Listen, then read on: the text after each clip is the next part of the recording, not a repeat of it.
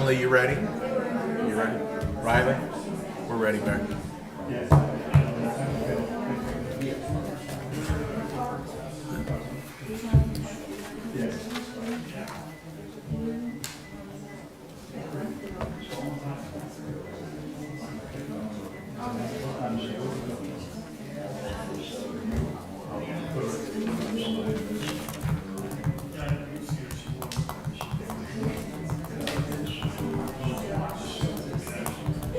Thor, how are you, sir? I'm well. Hope you are. Very well. Good to be with you today. I spoke to Dennison's office this morning. What's that? Are they going to pass? No, they're squabbling. All right, you ready, Chief? Yeah. All right, folks, we're going to start our June 10th Beach Mountain Council meeting. Welcome to everyone. Have some new faces. Thank you for attending today. Also, I'd like to recognize Rebecca Ward. She's running for council. Come on, Rebecca. She just wants to see how it is. All right, I need a motion to call our meeting to order. Motion. Second. Very good. Also, I need a motion to adopt the amended agenda. Motion. Second. Any discussion? All in favor? Aye. Opposed, same sign. All right. Cyclone.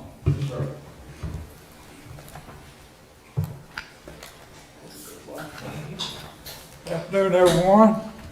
A few days ago, we celebrated the 85th anniversary of D-Day. And I'd like to share a little story with you about a man that we met on a cruise over in Germany years ago that went ashore on D-Day, the first bunch.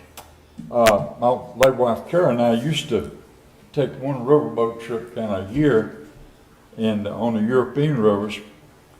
And in 2007, we were on a trip on the Rhine River in Germany, and we met a fellow passenger named John Brooks. I don't think he's in relation to our Jim Brooks, but John Brooks. But anyway, John and his wife shared a table with us at dinner. And we were on this particular cruise because it was docking in Bamberg, Germany. And that's where I was stationed in 54 and 55 while I was in the 1st Infantry Division. Now, our cruise director pulled some strings and arranged to have us to go on the base there, which was kind of hard to do. So anyway, I got to visit the base that I hadn't been on in over 50 years. It was quite interesting. But we shared this story with John, and he told us that he was also a veteran of the 1st Infantry Division, Big Red 1. And he had gone ashore of D-Day with the second wave. First wave went at 5:50, and John went at 6. And he fought all across France and Germany now. So we hit it up, and we became quite good friends. We had this in common. And we later, after we came back, we exchanged letters, phone calls. And I had told him that I was speaking at this time to students at Newland Elementary School, 5th grade students, on Memorial Day every year. And I asked if he would send me a letter describing what happened with him when he went ashore at this time. And he sent the following letter. He said, "Dear Cyclone and students at Newland, I arrived in England in April 1944. I was part of a force getting ready for the invasion of France to defeat the Nazis. My first night, I was assigned charge of quarters. This was absolutely the longest night of my life. It was my birthday. I turned 19. I had just arrived, so I didn't know anyone, and thousands of miles away from home. We trained getting ready for the invasion. No one knew when it was coming, but we knew that it was. Finally, on the 5th of June, we boarded the ships, but the weather was so stormy that the invasion was postponed. The next day, on 6th of June, we were all ago. I was on a Higgins boat, landing craft, where we were to go out the front of the boat, and everyone on it was seasick. The first boat went ashore at 5:50 a.m.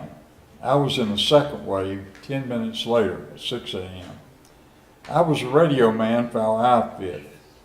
This old radio weighed about 40 pounds. It was strapped on my back. We were all supposed to go out the front door of the landing craft when it dropped. I could see when the door dropped that a German 50 caliber machine gun was killing all of our guys. So I climbed out the side. This saved my life. I was the only man on the boat to live. The radio was so heavy I almost drowned, and I had to take it off and dump it in order to save my life. I ran as fast as I could to the bottom of a cliff. About a dozen soldiers were huddled there trying to get directly against the cliff for what little protection from the gunfire. One of the guys was an officer, and he told us that we had to find some way to contact headquarters to see what we needed to do. He asked if anyone knew how to operate a radio. I told him that I did, but I'd had to abandon mine when I jumped over the side of the boat. He looked towards the water and said, "There are dozens of them floating in the water and laying on the beach," said I. "Would you volunteer to go get one?" Being young and stupid, I did volunteer to go get one. I picked the first one up that I could. I ran back and forth fast as I could, dodging abandoned equipment, dead soldiers, and grabbed the first of many radios. I raced back to the group, and I saw my name on it. Out of the many radios, I picked up my own. Our little group joined up with a larger group, and we made it to the top of that terrible bluff. We took enough land to bring in some reinforcements. The next day, the Germans mounted a counterattack. I was struck in the leg with a phosphorus heat grenade. For some reason unknown to God, it didn't explode, or I would have been killed. The grenade hit an artery in my leg, and again, but for the grace of God, I would have bled to death, except the heat from the grenade cauterized the artery, and this saved my life. The corpsman came, he pulled the grenade out, he gave me a shot of morphine and taped it up. We were so short of men, I didn't even get sent to the hospital. The old medic said, "Son, ain't nothing wrong with your shooting finger." Truly, God wasn't ready for me. I fought the rest of the war, Battle of the Bulge, Nijmegen, with no wounds. I was so fortunate. We lost so many of my friends. Tell the students you speak to remember those guys. They were the heroes. Your friend John. I'd always wanted to go to Normandy, but after seeing him, we decided to go the next year. And it's the most moving experience I think I've ever seen. Some of it may have been. But I know that the mayor of this little French village there met us on a bus. And they had a band playing Star Spangled Banner for the veterans and asked us to sit in a certain place. And then he said a prayer. In the distance, we're looking at the cemetery, and the bugler played taps, and then the bagpiper, Amazing Grace, and coming from all these graves out there. I had, some of you may know Dave Dennison, remember Dave passed away. Well, Dave, before we went, was a neighbor, he asked me if I would take a flag, a small flag with me, to the cemetery. He had an uncle that was killed on D-Day, and none of the family had ever been able to go. So, I said, man, I'd be honored to. So anyway, after the ceremony, I went to the office for the cemetery and asked the lady to check the computer and tell me where this grave was so I could put the flag. And she looked and she said, "Honey," said, "you got the wrong cemetery." Said, "So I think it's 13,000 in this one, and 4 others within 30 kilometers there." And so anyway, long story short, I didn't get to put the flag on Dave's uncle, but I did get my water bottle and go down on the beach and got some of the sands from the D-Day beaches and brought it back to him. Dave took it to his family, and they had a little private ceremony down somewhere in Central Florida with it. But like I said, you ever get a chance to go if you hadn't been, boy, you really should go. As Paul Harvey says, the rest of the story, I'd always wanted to go, but finally we got to go. So when we got back, I called John to tell him that I had been. And we answered the phone. He had no idea who I was. He had, about 2 weeks before, he woke up one morning and he had no memory whatsoever from the time he graduated high school. No memory of the war, going to college, or anything. And this is, 65 years, I guess, later. And still, this is strong enough memories that he had this problem. Would you bow your heads, please? Lord, we thank you so much for men like John you sent to help us maintain our freedom. We pray, Lord, you be with our military, firefighters, EMTs, law enforcement. And we ask you to be with our President Don, be with Mayor Werner, be with Bob. And ask you to be with all who serve every day for us, Lord. And we ask you to continue to bless us, United States of America, and Beach Mountain. Amen. Amen. Thank you, Cyclone. Thank you, Warren. Our pledge of allegiance, please. Pledge of allegiance to the flag of the United States of America and to the republic for which it stands, one nation, under God, indivisible, with liberty and justice for all.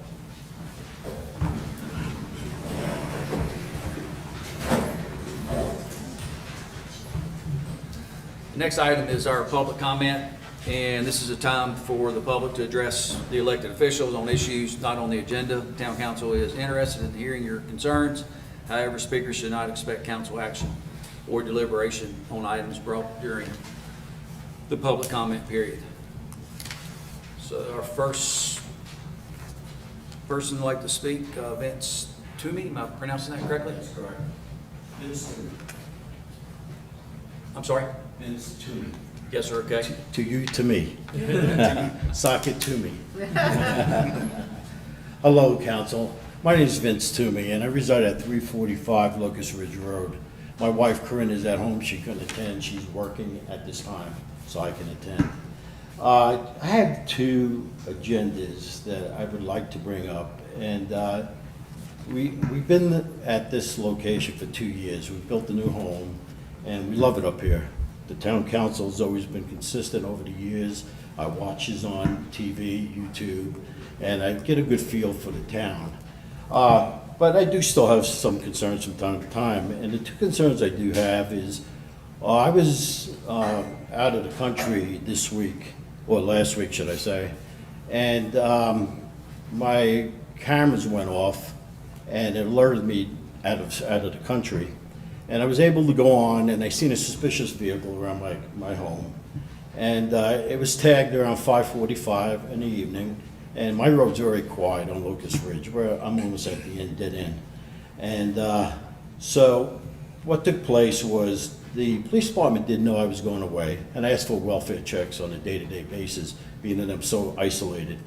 So what happens was, I was concerned. I watched the camera. It went 1 minute, 2 minutes, 3 minutes, and then it got up to about 10 minutes and the vehicle was still around. So I called the local police, which is out Beach Mountain Town Police, and they always been very kind and very nice, and they said they would check on it. And my concern is when they did check on it, it was an hour and 25 minutes later. And I have that on camera as record. And that's a concern because I did call in good faith, told them I was out of the country and I was concerned. They said they would check it, and again, an hour and 25 minutes later, they'd check in my property. So that's one concern. The other concern I have is I know about, the issues we've had with the roads and with the hurricane and things going on in the town. And I understand that, my wife understands it. But Wild Daisy is one of these roads that really needs to be really checked. I counted 31 potholes coming up from Locust Ridge all the way up to the pavement. And you wouldn't mind a couple of potholes if they were very small or not deep. But we got some issues where they're very deep, very large, even around curves. And then there's a trench that goes across the whole road that's at least 6 to 8 inches deep. And you have to come to a full stop and try to navigate it on an angle. So I just, I understand what about FEMA and the finances and things of the town. I just hope somebody can get an opportunity to look at it, maybe throw a shovel. I was even gonna take a shovel of dirt and gravel and throw in some of these potholes. But just a concern. That's my 2 concerns I have. And I just wanna say for my wife and I, we enjoy you folks. You have been tremendous for this area and for us. And I just wanna say thank you. Thank you, appreciate it. Kevin Beck? Good evening, everybody. My name's Kevin Beck. I live on the Third World Nation road of Wild Daisy Lane. And like most of y'all, and first, I do want to say thank you.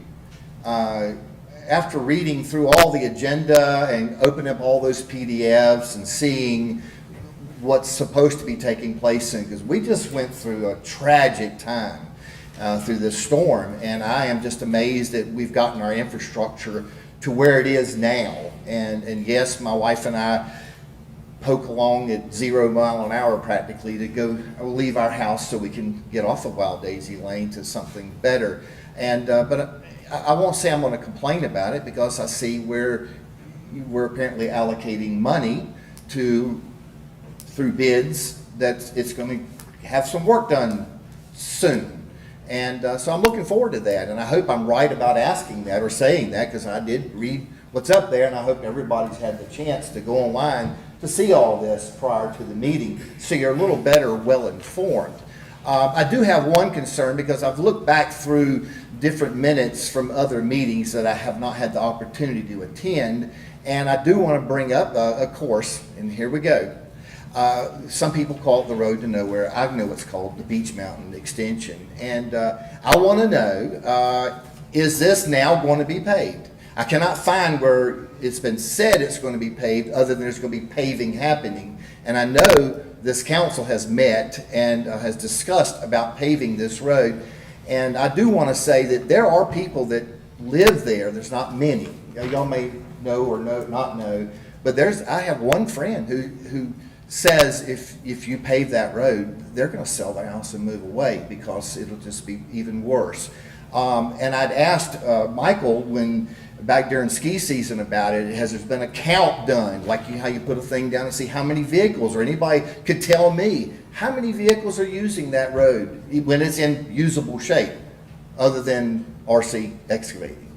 I know that's who's down there, and of course it goes on over to Eagle's Nest, if y'all do or don't know that. But that's what they're talking about, wanting to pave, when I know there's more roads that need to be paved. It's far worse. And I know some of them are on that. But what I'm ignorant about, and you can fix ignorance by learning, I want to know, are you going to pave that road soon? And if not, what are you going to take care of? Because I can't find it. It got changed from y'all discussing it months ago, and I've talked to several of you through email and on the phone, and I agreed with some of it. I know the maintenance and upkeep, but I'm telling you, there's far more people on Locust, Wild Daisy, Greenbrier, etc., than there are down that Beech Mountain Extension. And I don't really care about people from Eagle's Nest. I'm just saying it right out loud. I don't care. I don't care if they ever come over here, other than up in front of this mountain like everybody else does, because I can't go over there. So I really don't care about it. I don't want to see my tax dollars spent on that road to help, first, for Robbie to bring his trucks up and down there and tear it all to pieces too, because that's what's going to happen to asphalt. Look at Wild Daisy. He's been up and down it repairing a road down below us. And it's worse. It's like a third world nation. So I'm asking, I know you're not going to answer me, because this is the plague we have in this council, is we don't talk back to the gallery. But I'm asking you, contact me, call me, email me. All of you have my phone number. So contact us. Tell the people, what are y'all going to do? Are you paving that road? That's what I'm asking. Thanks again for all you do. I know how big your paycheck is for being on this council, and I hope maybe y'all could get to McDonald's before it goes up too high with that paycheck. And thank you for taking the time to serve, by the way. And I know a few of you are rolling off this year and need replacing, and I pray that God will send some men and women that might replace you, that will be up here and be faithful and want to also look after our wonderful town that we have. God bless you all. Thank you, Kevin. Lynn Smith? Thanks, everybody, for what you do. Same thing, I know your salary is not the best. I went to the rec center's naturalist rally, which they do. They do such an amazing job getting the folks. And I went to a few of what I was able to go to. And one of the guys was from the NC, not extension office, but he's the guy in charge of all fire-related safety issues for Watauga, Avery, and maybe somewhere else. But he did a presentation that left me with the fear of everything about fire coming here. And I have been worried about it since Helene and looking at all the tinder we have in the woods. I would like to see something get put on an agenda and maybe start a task force, and I would love to help with that. I can volunteer to see if we can get information out to all the homeowners up here on how to clear their properties and how do we get a lot of this tinder off this mountain. Because I do believe in him, and he says fire follows ridges. And if, like he said, something started. So I just want to be thinking that we all want to be preemptive in protecting ourselves up here, because we also don't have a whole lot of water to fight fires with. That's one of my issues. Not an issue, it's just a concern. And the other one is our road being abused by semi-tractor trailers that come up here, and they use this as a pass-through from Banner Elk to Tennessee. And I've been behind them where they don't stop up here as a vendor for anybody. They go right from Banner Elk and they go right down the road, and they run people off the road, making these huge wide turns with these full-length semi-tractor trailers that, to my knowledge, when we had a sign down in Banner Elk, semi-tractor trailers are not allowed up here. But I hear from the police department that, well, it's a state-maintained road. I'm not really sure what that means, but I know state troopers can enforce if the town of Beech Mountain can't enforce. Because I hear that we find them in that, but it doesn't seem to be a deterrent. That's it. Thank you, Lynn. Thank you. Thank you. All right. Item 6, consent agenda. Need a motion to accept the consent agenda? Motion. Second? Second. Any discussion? All in favor, say aye. Aye. Opposed, same sign. Old business, item 7.1, it's ordinance to rezone approximately 34 acres of town property to public works and private services. Need a motion to accept the item 7.1. Motion. Second, Second. discussion. Anyone have any questions? Any questions? All right. All in favor, say aye. Aye. And opposed, same sign. Item 7.2 is the adoption of fiscal year 2025 fee schedule. Need a motion? Motion. Second. Second. You guys have any questions on it? No, I mean, there's very little changes from the previous year, except for some copying charges, because Rebecca needs some School supplies. school supplies. Yep. Yeah, so Any questions? It's pretty cut and dry. All in favor? Aye. Opposed, same sign. Moving along, new business. This is a public hearing on our fiscal year 2025 annual budget. I need a motion to open this as a public meeting. Motion. Second. All right. Any discussion? I have a question. Yes, sir? Is that budget outlined on that website? Or On the town website. Yes, Yeah, sir. The full budget there. Yep. You're welcome. Urs?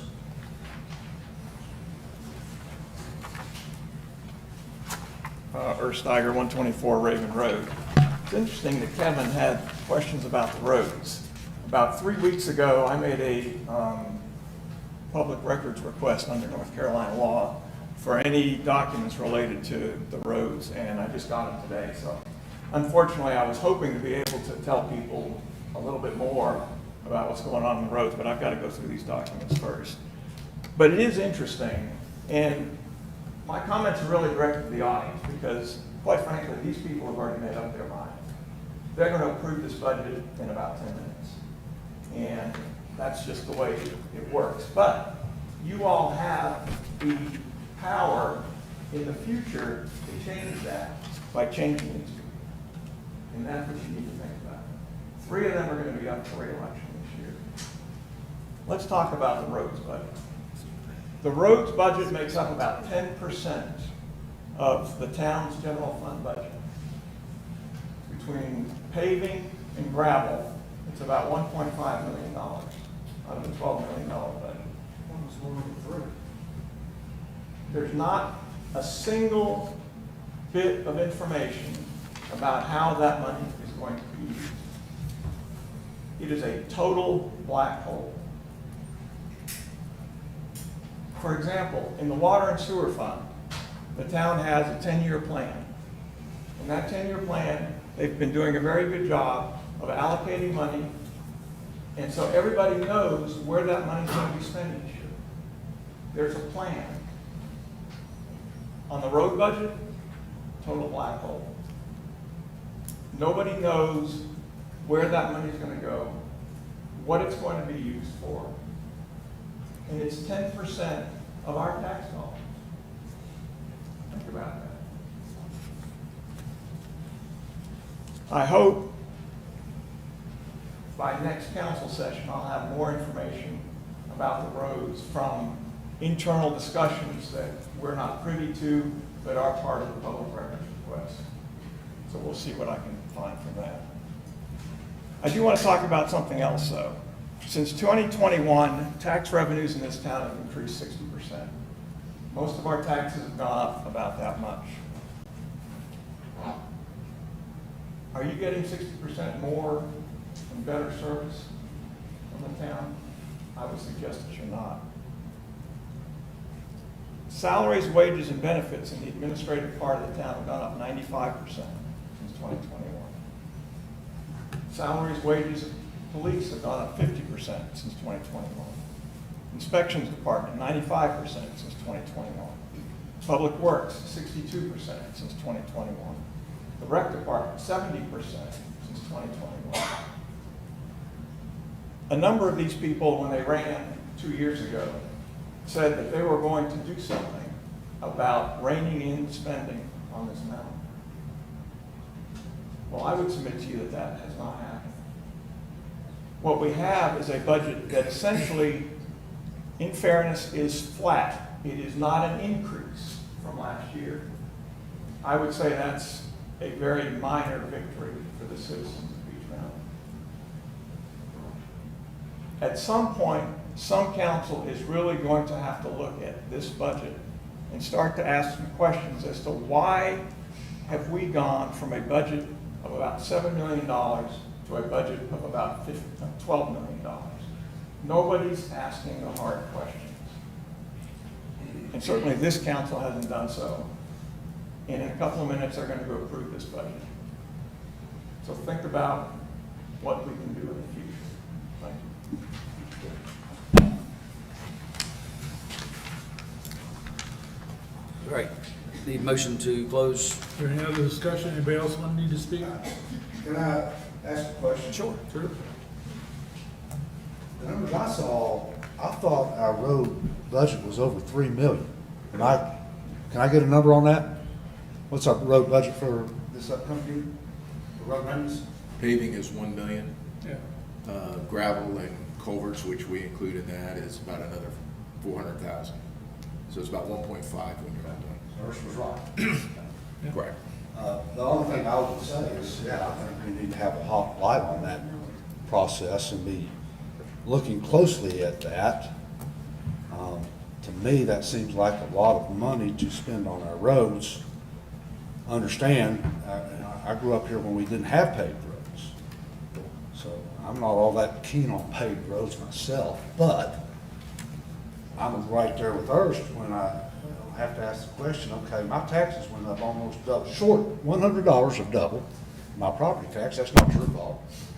But it does present you guys with a whole lot more revenue. So I think the question does bear asking, okay, what have we realigned in our budget that's absorbed, that's, we're spending that extra revenue on? I guess that would be my question. That, roads are awfully high. Are we watching those guys who are doing road maintenance to make sure we're getting our $1.5 million worth out of what they're doing? And do we need it? Personally, if it were me, I would ask them to stop paving every road up here until we get a handle on that. Thank you. Yes, ma'am?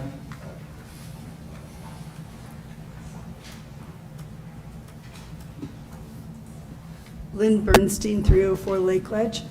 I'm just back recently from Florida and read over the winter many discussions on Facebook about the paving of the roads. And I am curious about what criteria you use and how you evaluate and prioritize which roads will be paved. I mean, is it based on what?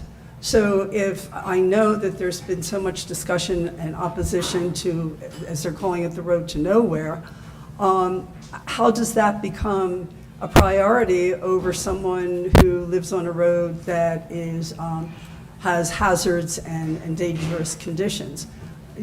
How do you evaluate the public input and make the decision, and what is the criteria? Thank you. Thank you.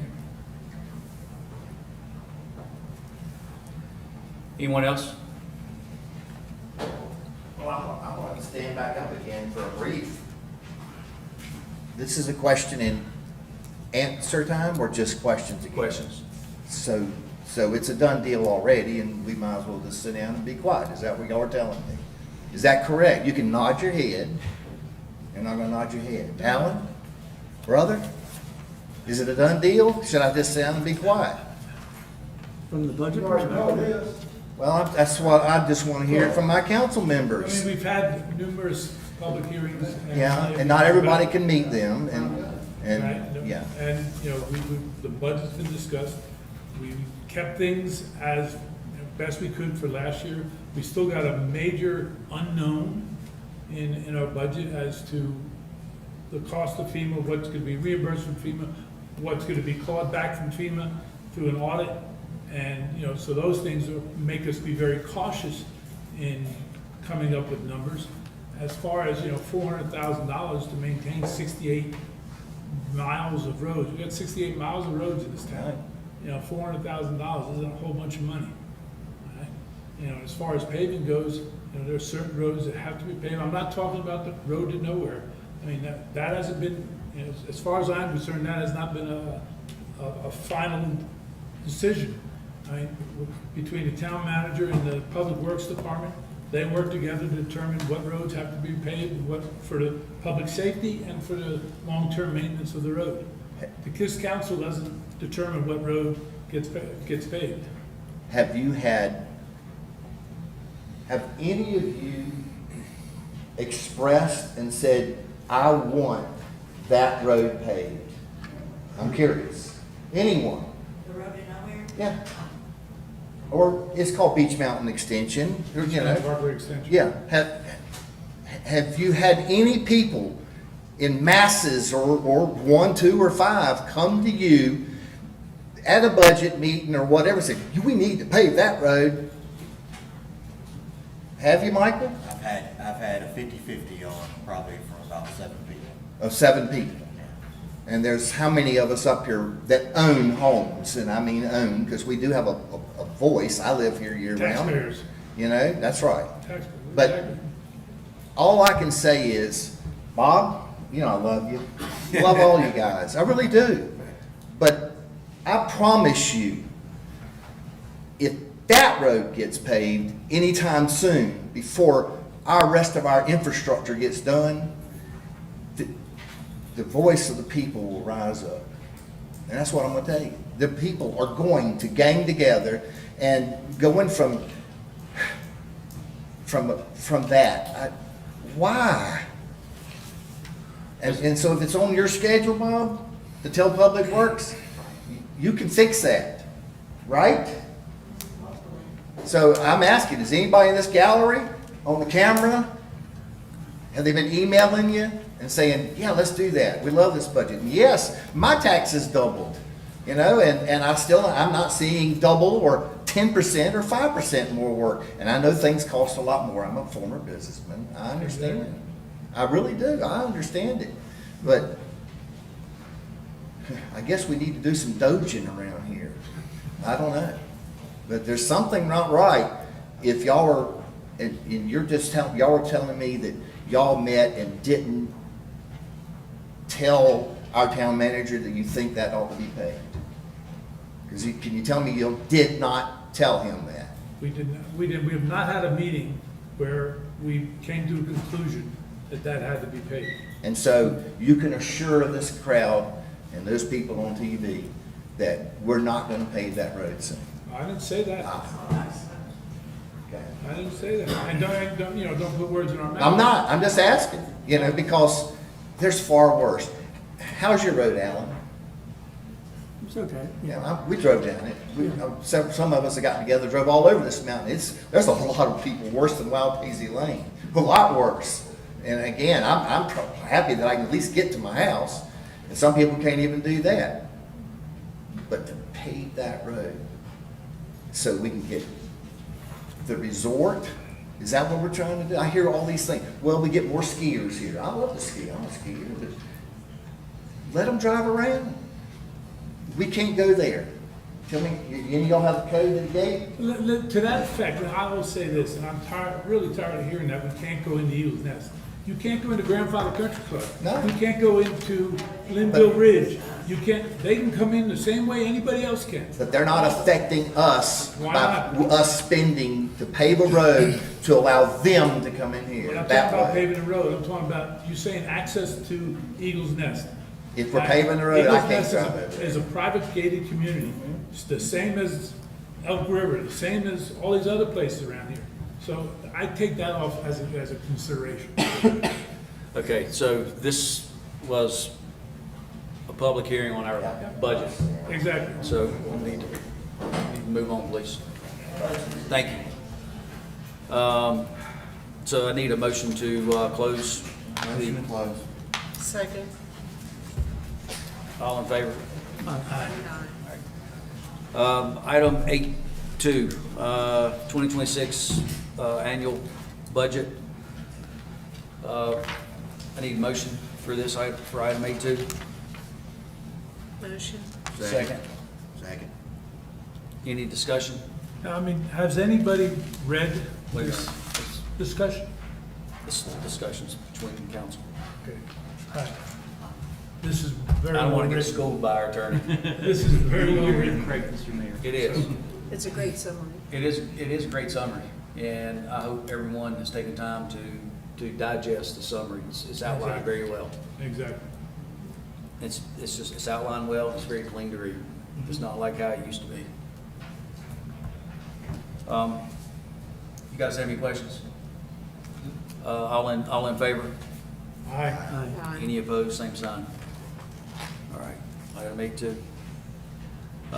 Item 8.3 is purchase of this lot that we had. 109 Greenbrier. I'm sorry? 109 Greenbrier. Yes, sir. I need a motion to accept this purchase of the property. Motion. Second. Any discussion? Do you mind just outlining it? Yes. Like you kind of did for us? So the utility project with water lines specifically on Greenbrier Road, the final design has a pressure reducing station at that location, 109 Greenbrier. So the it's rather large. It's the size of a small car. And so I told them to put it in the right of way. When we put it in the right of way, which is very limited, there's no room to, and Greenbrier gets paved.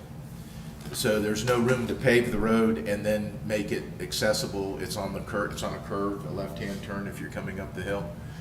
It's protection for the pressure reducing valve, but more important for the motoring public to move that off the right of way. That would put it into private property. So we negotiated with the property owner, and that's before you today. That's the taxable value of what they paid for it about 2 years ago. Anything else? All right, all in favor of purchase of property? Aye. Opposed, same sign. Item 8.4 is the bid acceptance. This was added to the agenda. You guys had a chance, everyone had a chance to look at this? Actually, I didn't go in order. Did I get a second on this? Second. Just me. All right, here we go. All right, now discussion. Sorry. Can we just get a quick summary of this as well? Yes, Mayor and Council, this is the first of many road projects that we hope to go through the process, the FEMA process. It was a laborious design and bidding. I think that the bid documents now total about 52 pages to go through the process.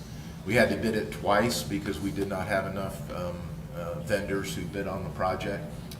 So this is actually two projects we're asking you to approve. The list of roads, although it's hard to see, I can go through them if you want, that are going to be re-gravelled. Culverts will be replaced in the next bid. The ditches will be recut, and the roads will be put back into, I have to say, pre-storm condition. So that this is the two bids for those projects, and it totals about, I think, a dozen roads. And I can go through that list of roads if you'd like. It's in your sheet, but it's real hard to read. Yeah, I could. My glasses. Could you do a quick summary? Sure. It's going to be Greenbrier, Hoot Owl, Indian Trail, Locust Ridge Road, Overbrook Trail, West Blueberry Trail, Wild Daisy Lane, White Pine Lane. That is small project number one for $503,440.21. Small project number two is Beechwood Lane, Dogwood Lane, Hawthorne Road, Hornbeam Road, Pond Creek Road, Sawmill Branch, Staghorn Hollow, a piece of Sugar Maple Road, a section of Tamarack Road, and Pondview Lane. And that's for $392,833.61. If you approve it tonight, I plan to issue a notice to proceed this week, and we'll begin the process of getting those roads brought up to speed. What is the, under the contract, the timeframe, please? Is it 10 days from, never mind, we'll have to You know, get to it. I don't have that off the top of my head. I think they had 180 days contract-wise to complete the work. I'm not sure of that. It'll be from the notice to proceed. I can get you that information. It has to be this summer before winter sets in. We have another set of roads that is out to bid now. That bid opening is the 20th. Assuming, which is a great assumption, that we'll have the prerequisite number of bids, which is 3, which I don't believe we will. We'll be back to you in the July meeting to do this again. If not, I've got to wait 10 more days, re-advertise, and then we can accept less than 3. And that will put us into amending another agenda for you on the 10th, because we just run out of time every time we go through this bidding process. Okay. Any more questions? All in favor? Aye. Aye. Opposed, same sign. Chief, you're up. All right, let me just switch here. 9.1 is your financial report as we go through the year. Again, very similar comment to last month. We're at 84% of the budget year. This is through April 30th. Our revenues were at 91%. Our expenditures were at 77 on the general fund. So we're continuing that trend. Again, we're saving cash. We're what we don't know, and we're trying to save as much cash as possible. On the utility, same benchmark of 84. The utility expenditures are at 79%, and sanitation is doing much better. 84% is the benchmark, and we're at 53%. If you look at page 61 of 85 in your agenda, you'll see our fund balance for the three funds that are sitting there. The fund balance is increasing, and that's by design. We're not spending money because we have $30 million worth of damage, and we do not know what FEMA is going to reimburse the town for. So currently, these road projects that you just approved will be funded by the town with reimbursement expected by FEMA. So I can only do so much with that fund balance, so we've got to do, $1 million or $2 million of projects, hopefully get some reimbursement or some upfront funding from FEMA, and then do the process over again. So that's where we stand. So I don't know if you had any questions on the financials. Let's see, recovery updates. The Buckeye Lake dredging continues. There's more material than was originally thought in the lake. They'll be there another few weeks. We'll modify the contract. They did bid a per yard quantity in the original bid, so we'll be paying the additional per yard quantity. We'll just extend the contract time, and we'll extend the total amount expected.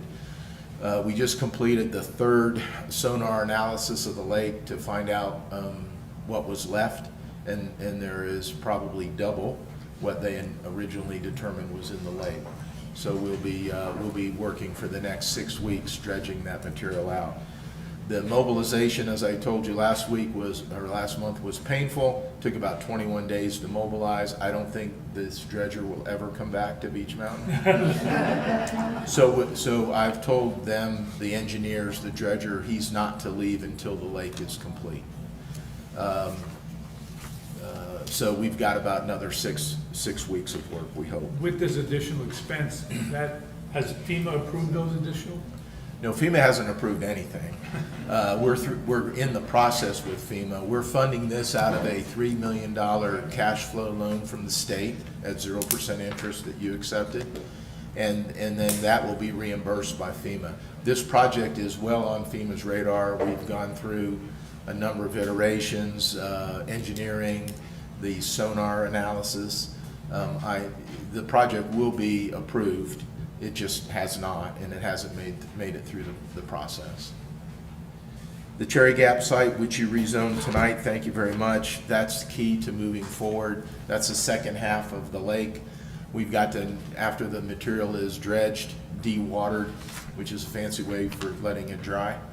Then it has to be hauled to the Cherry Gap site. Now that it's been rezoned, we'll complete the legal issues, more importantly, the permitting. We couldn't permit it when it was single family, so now we can get it permitted through the state, and we'll begin hauling that material probably in August. Roads and culverts, the Buckeye Creek Road project at $1,084,000 was approved by FEMA and has been sent up to Washington for congressional approval. I expect we'll get a nice letter from some congressperson saying what a good job they did getting us the money. And then we'll go to bid as soon as possible to get that project underway. You just accepted the small projects 1 and 2, and as I said, we'll have small projects 3 and 4 before you, hopefully on the 10th of July. The Charter Hills road slide is still in design. We meet several times a week with the engineers and FEMA. There's an argument between engineers on what the appropriate repair is and how much that will ultimately cost. So we're going through that process. And, and our culverts for our stormwater is a bone of contention with FEMA as well. And that's almost as difficult as the slide on Charter Hills, so we're working through that process. The good or bad news, the debris contractor has completed his contract, and we've gladly asked him to leave. So now the remaining debris is being picked up by the town. So Public Works is going through the entire town, picking up wires, transformers, poles, brush piles. It doesn't matter where it's at or who it belongs to. You don't have to call in. We're going to clean the town, and we're keeping records of that because that is eligible for reimbursement as well through FEMA. The repairs to the fire station, Public Works, and Town Hall are almost through the process. They're waiting on a discussion with insurance. League of Cities is our property and casualty insurer, and they have to pay or give denial letters before FEMA will sign off on a final number, but we're pretty close. I will say that the FEMA process is very dynamic. It changes by the hour, as well as the bidding process. It seems to be painful as well. I just want to let you know that I try not to bring you amended agendas. I try to put the agenda out on Thursday, week before, and but the timing of this recovery process is such that just last night we got the bids for the roads. I don't think it's prudent on me to hold that for your July meeting because I can't waste another 30 days. So I apologize for that, and I will try everything possible not to amend your agenda, but if we want to move forward in getting recovery, we're going to have to be flexible. So if you have some heartburn, I need to know about it. If not, we're going to be full speed, and then it could be you walk in here on July 10th and you're going to have another amended agenda. I can almost guarantee that the way things are going. So not to take away from the FEMA issues, we had water bill issues. So our another perfect storm, the company that prints our water bills went out of business without notification. And so Rebecca, we started getting calls. I didn't get my water bill. My wife actually told me, "Where's the water bill?" So we found out that that company went out of business and didn't tell anybody. So we rushed to find a replacement vendor, and we were prepared to print them in-house, stuff the envelopes, and send them out ourselves.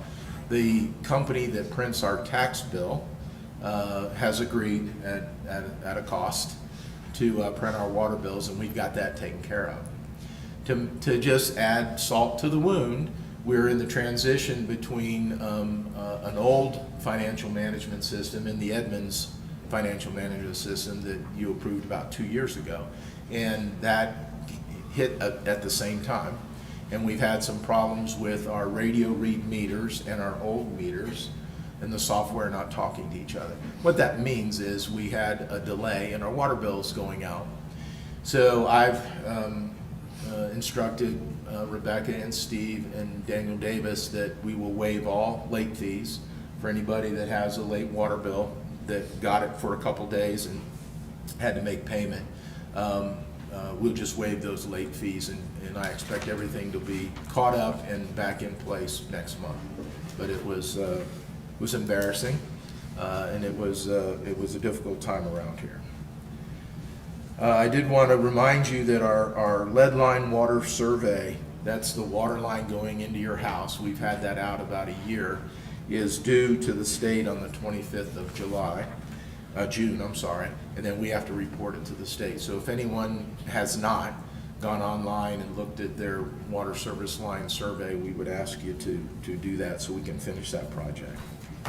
Lake Coffee. It's the French version. It's the French version. And That came from McDonald's. That was weird. So Lake Coffee is progressing well. We're getting through the design and really, getting down to the nuts and bolts, or the gallons, if you will. We'll have that design completed early this fall and get out to bid.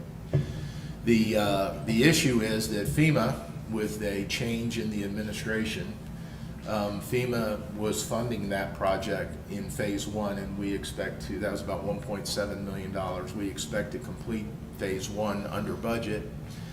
There's no guarantee for phase two, and phase two was the remaining project.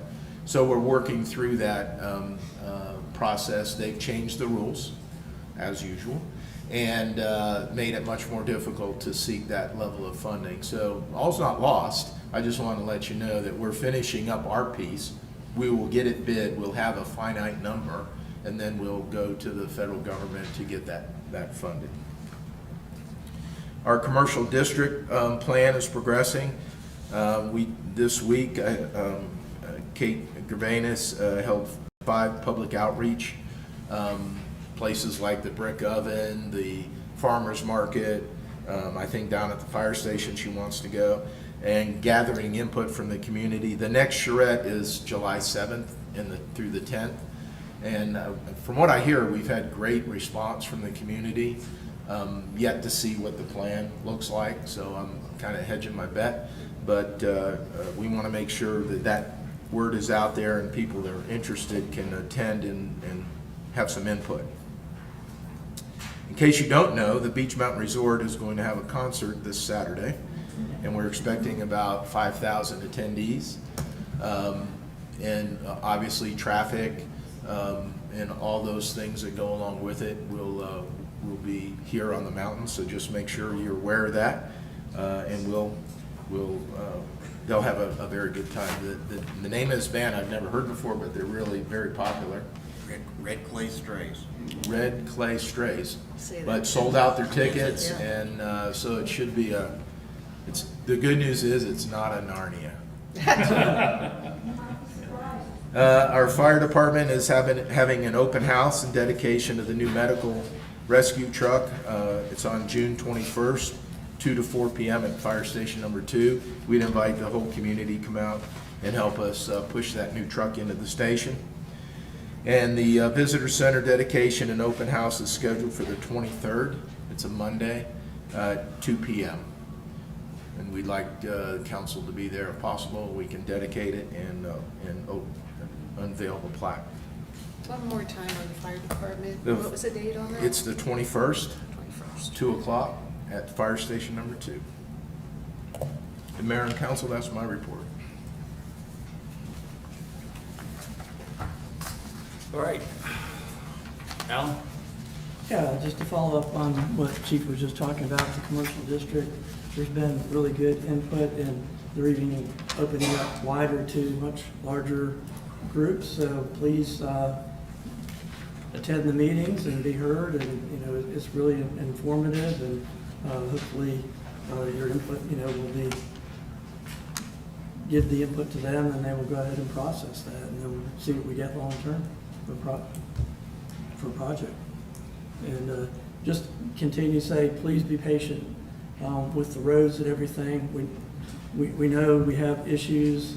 The chief has been really working diligently to get the roads, and it's just working with FEMA. We're trying to save our cash, for the town, and don't want to be in a position where we're paying FEMA back for things that we don't need to. So that's very important to the town and our budget. So just ask that everyone be patient.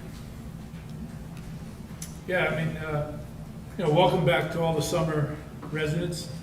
Things are getting busy around and on a more continued basis.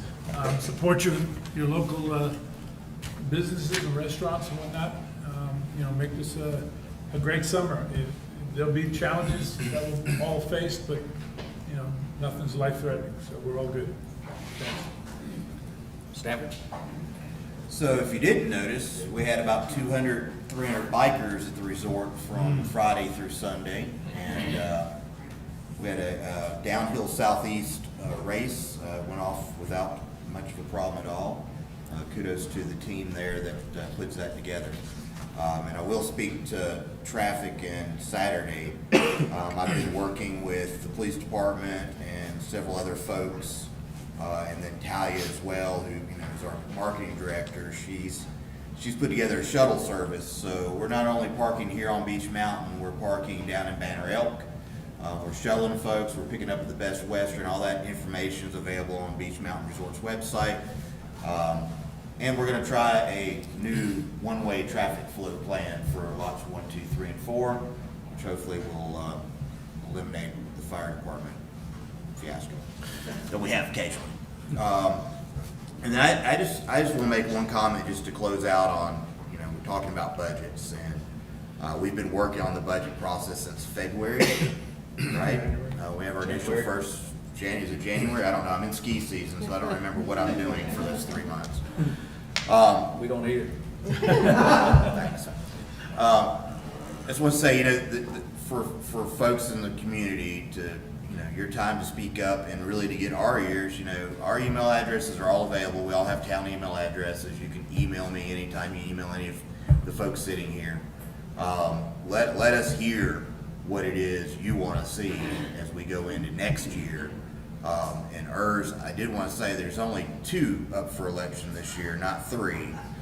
We don't do a low vote thing that I've heard this rumor about. That's not a true thing. So there's only 2 people up, and the 3 of us got elected almost 2 years ago.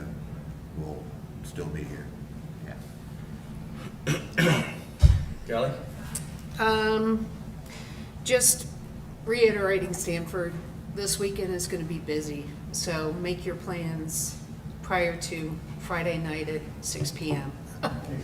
or Saturday morning at 9 a.m. I don't know if anybody saw the new swing down at the Overlook. It's a great addition. Thank you, Parks and Rec, for adding that in. Beach Mountain Historical Society is opening June 19th, so make sure you stop by to say hello. They'll be at every farmer's market as well, answering any types of questions. And reiterate what everybody else is saying about the budget. It is a process. Keep talking to us, and we're more than willing to listen. Thank you. Prior to the meeting, Dr. Miller asked me to make an announcement about our 911 system. And when our power goes out on Beach Mountain, if you rent your home out, we're supposed to have a landline. A lot of folks don't have landline. Well, I'm not gonna say a lot of folks. There's some folks that don't have landlines.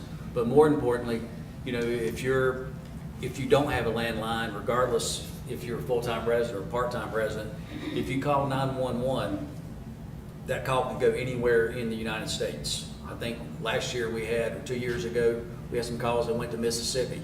They had no idea what to do. Trying to transfer that call from Mississippi to Watauga County was a disaster. Yeah, through a cell phone, yes, sir. So he wanted me to bring that to y'all's attention. I'd like to congratulate Zach Potter, who's on our police department. Zach just got promoted to sergeant. How many years has he been with the department? 5. So if you see Sergeant Potter out and about, congratulate him on his promotion. So a couple things on, so I am running for re-election next year. I'll go ahead and throw it out. When I hear comments think about replacing some of the council members, I take offense to that because I work hard for this community.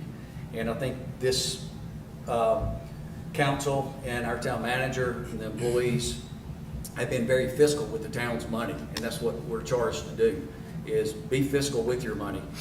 I say but we as a team, was it 3 years ago, Chief, when we got $14 million, first time in the history of Beach Mountain? 3 or 4. So, and I initiated that, and I'm very proud of that accomplishment. Ray Pickett was like, Widener, what can we do for Beach Mountain? I said, we need $1 million. Several weeks later, we got $1 million. Last year, a few months ago, I met with our Speaker of the House, and he asked me for a favor, and I said, well, this is politics. I'm going to ask you for a favor. So we were able to get $4.4 million. And we have more. I spoke to the budget director, the Speaker of the House's office this morning, and we have more money coming. There's a little disconnect now between the House and Senate. Thank you. So the funds that we're going to receive here soon we're going to get them. Just don't know when. And then also, you know, and I look at some of the other accomplishments that we've made. I was told that Bob Putney wouldn't make a good town manager. So, Jury's still out. I don't know if y'all heard that, but Art said the jury's still out. And, you know, that was one of the, when we terminated our previous town manager, Chief Putney was one of the guys I went to. I already knew his background from when he was over emergency services in Broward County or Day County? Broward. So his resume is impeccable, and I think that he's done a good job. So all I say is that I guess this is part of my opening campaign for when I sign up for re-election in July. But this council we all have worked hard to be fiscal with the town's dollars, and again, and I'm proud of it. You got my vote. So, and I'm just gonna make a comment on Beach Mountain, thank you. I'm gonna make a comment on Beach Mountain Parkway Extension. I own a small business, and, you know, we run a tight operation. And Beach Mountain Parkway Extension is inside of Beach Mountain city limits. The town spends, from what I was told, the town spends approximately, there's a small section that hasn't been gravelled. The town spends approximately $50,000 annually on repairing that small section. Now, if it were my business and I've got a leak, I've got a machine that's down or any kind of preventive maintenance that I have to do every year, and I can say, how can I plug this hole? Any reasonable fiscal businessman, responsible businessman is going to figure out how to pay for that expense up front and get a 3 to 5 year ROI. And if we're spending, you know, $50,000 a year, I think that's a waste of the taxpayer dollars. Whether you want the road paved or not, you know, and this council has no idea what roads are being paved. I think the criteria for it is that correct me if I'm wrong, is that you look at where, like using Greenbrier for an example, that was probably one of the most expensive roads that we had a residual cleanup on. Is that correct? For maintenance? Yes, sir, for maintenance. Yeah. So, and that's being paved. Nothing against any of the previous council members, but everyone was so concerned in keeping the tax base so low, they didn't put money back into the kitty to repair our infrastructure. So unfortunately, you and I and all of us, you know, are paying for that now. And I agree, it's painful, but, you know, either pay now or pay later. And we saw what happened when we kicked the can down the road for the past 30, 40 years. We're in the shape with our infrastructure where we are today. So I appreciate we kept the ad valorem where it was. The budget is, I think, minimal. And hopefully when we get this $30 million from FEMA and more money from the state, that, you know, we may be able to do some things with our tax base. But as Chief Putney said, what we don't know, we don't know. And that's where we are. So I think we're being fiscal with your money and only spending it in emergency situations.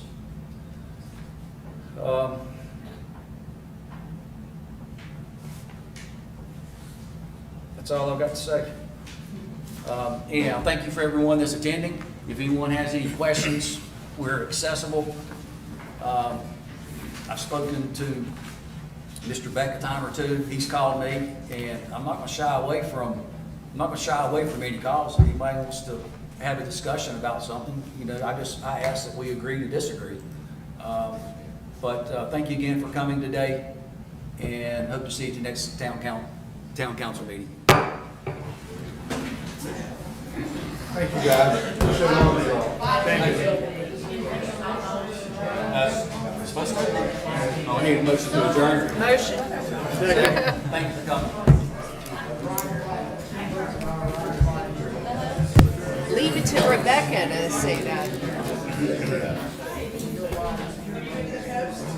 Yeah. The month of May. Yeah, I went to Wilmington for 30 days. Yeah, traded my place in Winston for a place in Wilmington. Yeah, it worked out great. It was, Okay, nice. You guys live up here full time? no, I just went on that online, you know, swap your VRBO and swap with somebody. I was a little